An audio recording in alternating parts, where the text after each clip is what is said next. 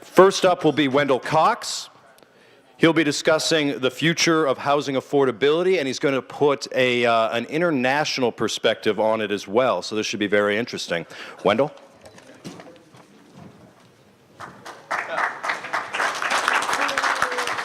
Thank you. It's a great pleasure here to be here, and let me first of all congratulate Randall for one important and useful job he's done all these years. I understand you're not going to do as much in the future, but he certainly has been the key to this successful conference series. What I want to do is talk a little bit about developments in international housing affordability. It's what I spend almost all of my time on now. I always like to, more recently, make sure of it. Yeah, I more recently have liked to start out my slides with this picture of Brisbane, because I think what happened in Brisbane in November of 2014 was very important. When the G20, including the United States and Russia and other friendly nations, including China, got together and they all agreed upon a communique that said two important things. One, we are committed to improving the standard of living, and two, we are committed to eradicating poverty. My message to you today is unless we get housing affordability under control, neither of those goals is possible. So again, I'm just repeating the same thing there. The point is that to have a better standard of living and to reduce poverty requires housing affordability, because housing represents the largest share of household budgets, and I'm going to try to convince you as well of a number of things that play into that equation. First of all, let's talk about discretionary income. What is discretionary income? It is gross income minus taxes and necessities. What are necessities? Well, they are at least clothing, housing, and transportation. What defines the poverty, the standard of living, and the level of poverty is discretionary income. Poverty represents the lack of sufficient discretionary income. So what's left over is crucial, and housing affordability is crucial in all of that. Now, we had a wonderful experience in this country and have done very well. In fact, I'm writing a paper now that'll be out in a few months on this. But the fact is, a lot of people don't recognize the absolute unbelievable transition that occurred in the United States after World War II. I was reading a source book recently where it indicated a revolution occurred in the United States not by storming barricades, but by jumping over them. After World War II, we had tons of servicemen returning from the war.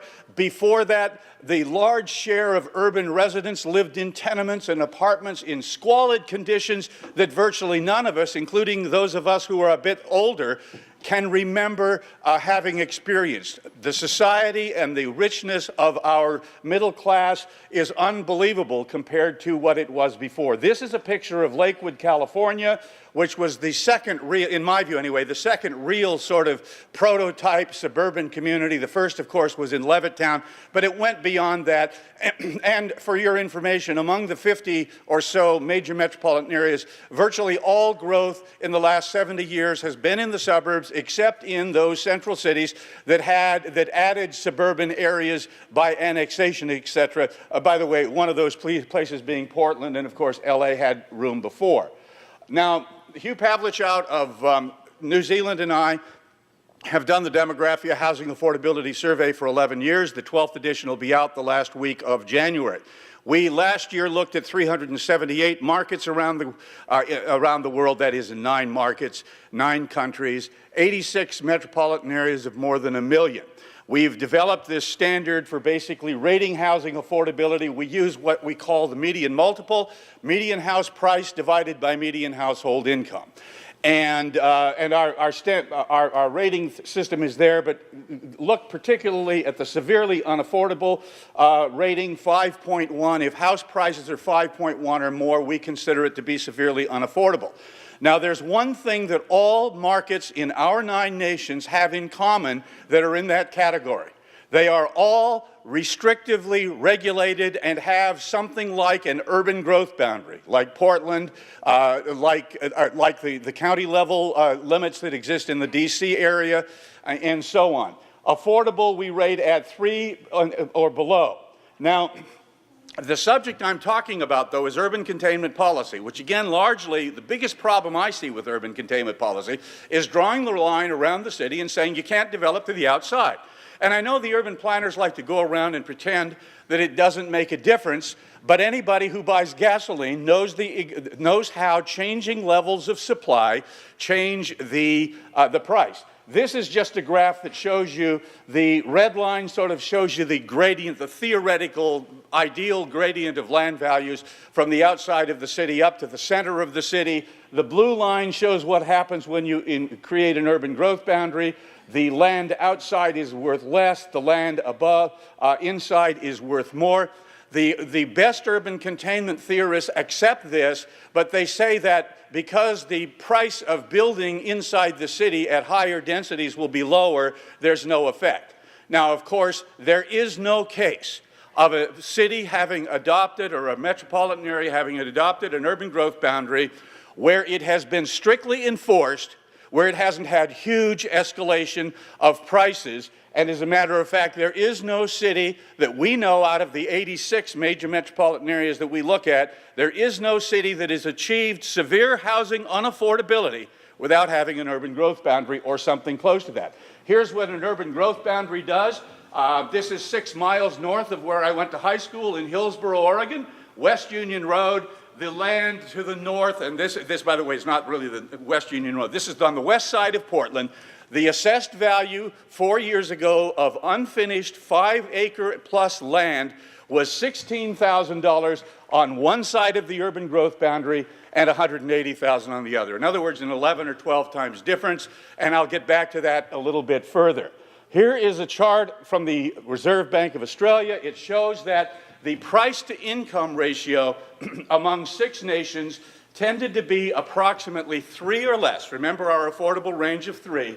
3 or less in all these 6 nations, which would include Canada, the United States, the United Kingdom, Ireland, New Zealand, and Australia. And look what's happened since. A bunch over 5 and 6, the United States a little over 3, etc. So, I mean, the case is very clear on what this kind of regulation does, because all of this can be attributed to markets like this that have more restrictive regulation.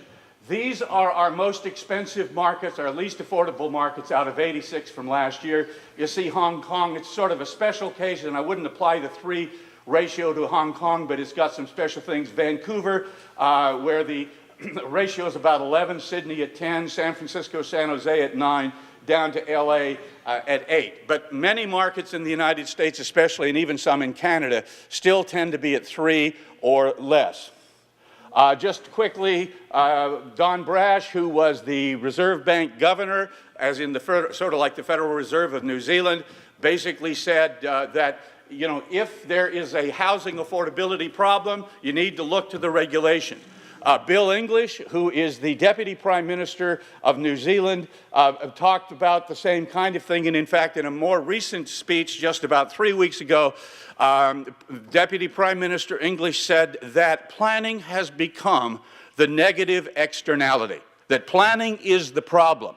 It's why housing affordability is so bad, and they have a real problem. Paul Cheshire, an economist at the London School of Economics, says that urban containment policy, and that's the term I use, more of you probably think about it as smart growth, but what I like about the term urban containment is it makes it clear we're talking about drawing lines around cities. There are other elements of smart growth that add to cost, but that's the one that I think is the biggest. He says that urban containment is irreconcilable with housing affordability. And the consequences are incredible. There is now research that suggests that the huge loss in equality of wealth in the first world has essentially all been in housing. And this researcher at MIT basically said, as a result, it is time for us to begin looking hard at housing regulation, because that's what it all goes to.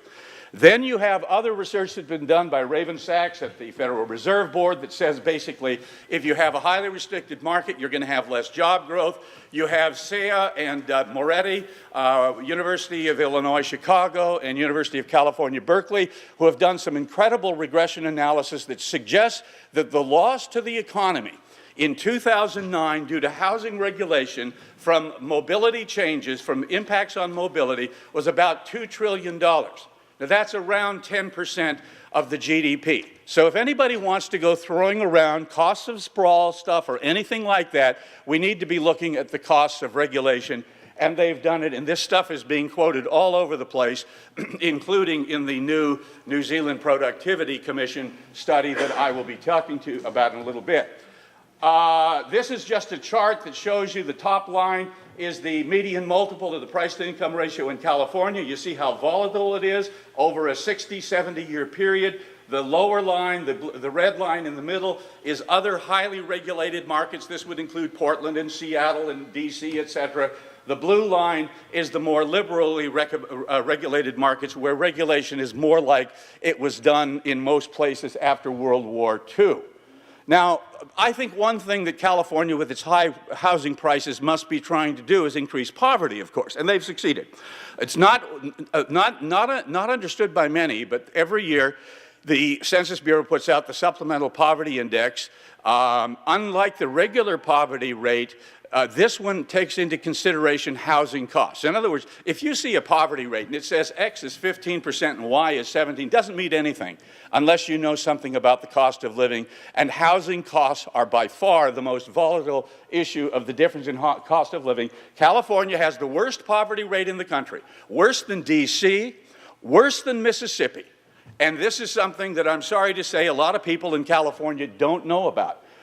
The Thomas Rivera Institute at the University of Southern California has taken the issue on and talked about how the economic advance of Hispanics is being very seriously harmed by the housing regulations in California.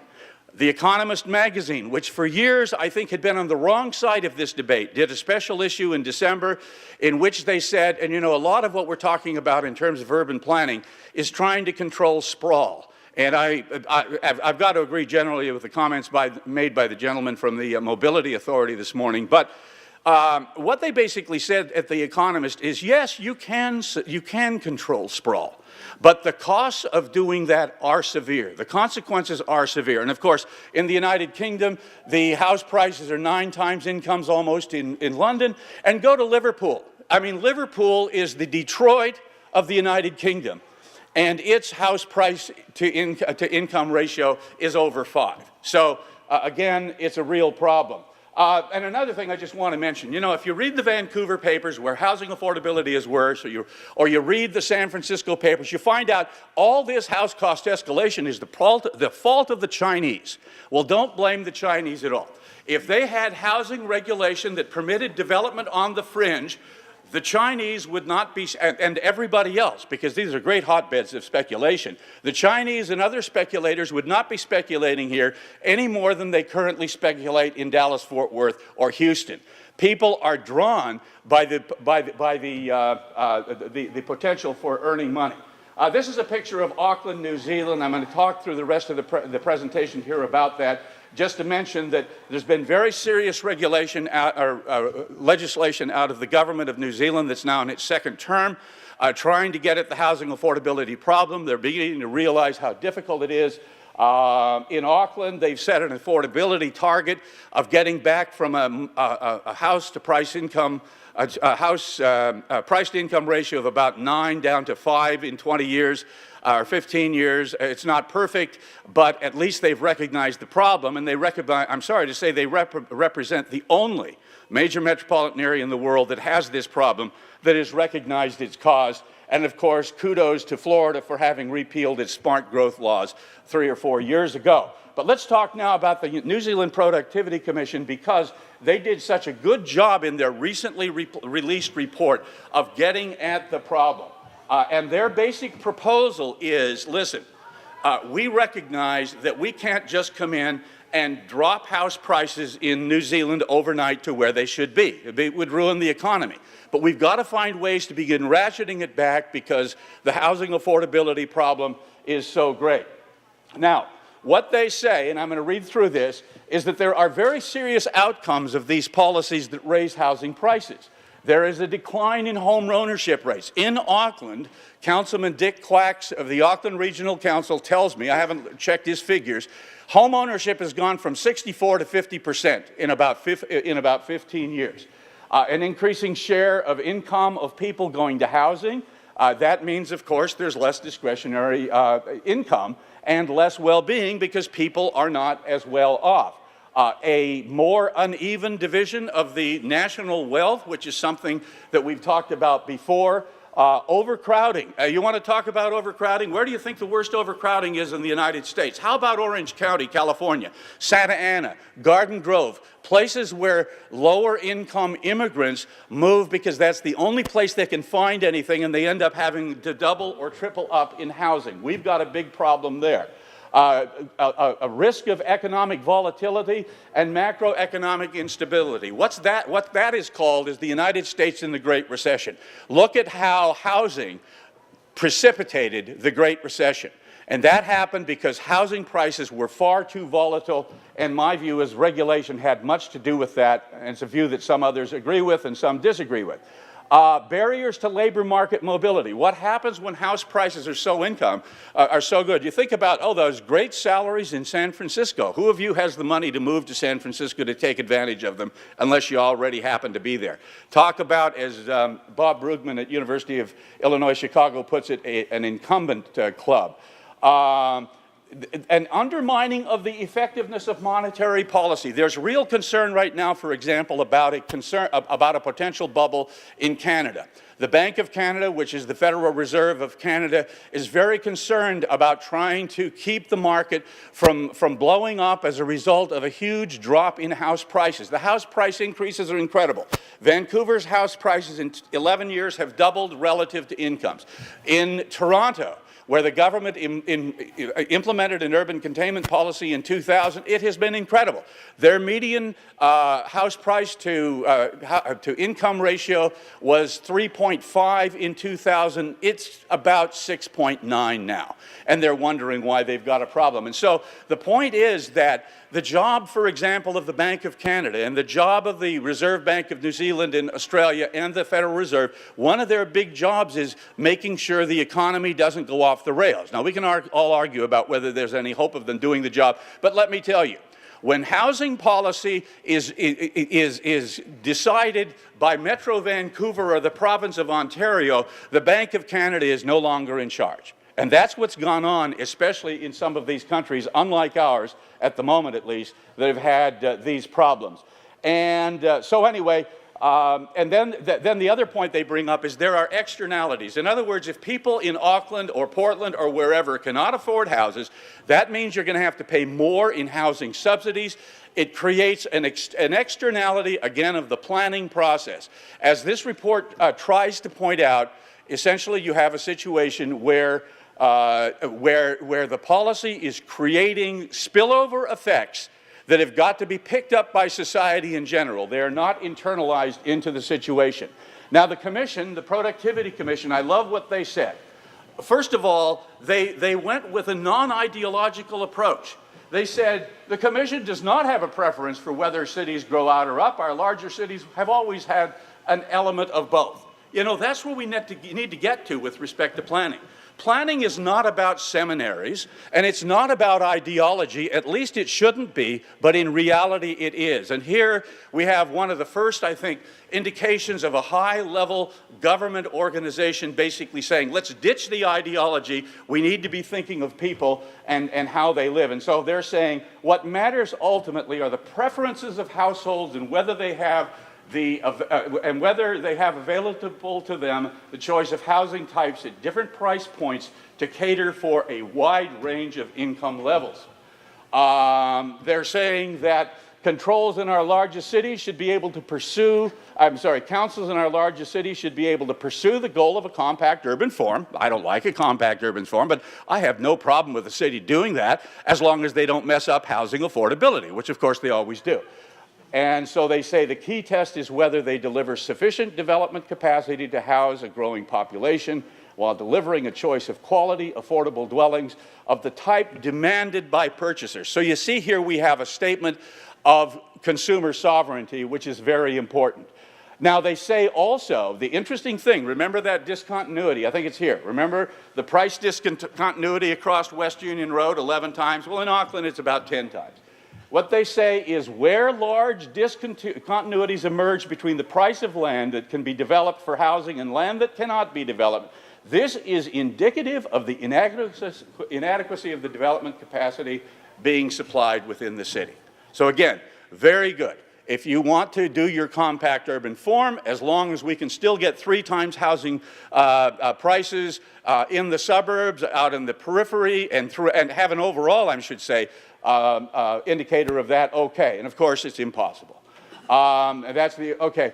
Now, the Commission says, okay, cities, municipalities, metropolitan areas have the right to plan, but they have an obligation to meet the housing needs of everybody at affordable prices, and that the plans are not currently reflecting preferences. The interesting thing is because of the pressure that the central government has been putting on the city of Auckland, which is New Zealand's only city of more than 1 million people, it's become very clear. They have this aspirational goal of adding 1 million people, because they're growing very fast. Going to add 1 million people in 20 years. Yet they've gone into the data and they found, you know, your wonderful unitary plan, sort of like the Portland regional plan and so on, the most it can get is 60,000 by intensification. How are you going to deal with this? And so what the Productivity Commission is saying, it's time to look at reality.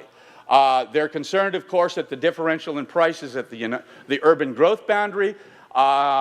They say that it creates externalities, as we've talked about, and they want what we call an event-based trigger. And that is simply this, that government should basically say, if the discontinuity, let's say it's here, if the discontinuity meets some level, then the central government is going to require that the local people open up enough land to begin dropping the prices. It's not perfect. It would be better, you know, it'd be marvelous if we could just go in and say, okay, effective tomorrow, there's no regulation. But one has to recognize that when you have a government needs to be elected and you have people interested in protecting the value of their houses, that may not be politically possible. So that can be a problem. Now, the more important development has just happened within the last 24 hours.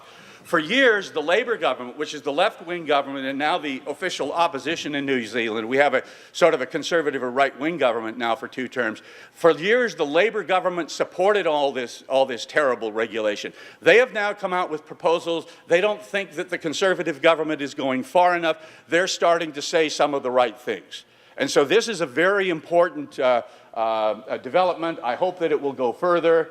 And just to conclude, and I didn't see, I'd hoped that this would get on the website. It's not on right now, but we just released a paper within the last 3 weeks called A Question of Values, Middle-Income Housing Affordability and Urban Containment, published by the Frontier Center in Winnipeg, where I run the National Housing Affordability and Municipal Affairs program. However, this isn't a Canadian report. It is a Canadian report, but most of it is a fairly exhaustive review of the literature on urban containment policy. And you know, the importance of the American Dream Coalition, one of the biggest importances, is that it is talking about an issue that has the potential of either allowing us to have a strong middle class in the long run or destroying it. And if anybody doesn't understand what destroying the middle class means, go to California and find out how many young middle class people there are. Thank you.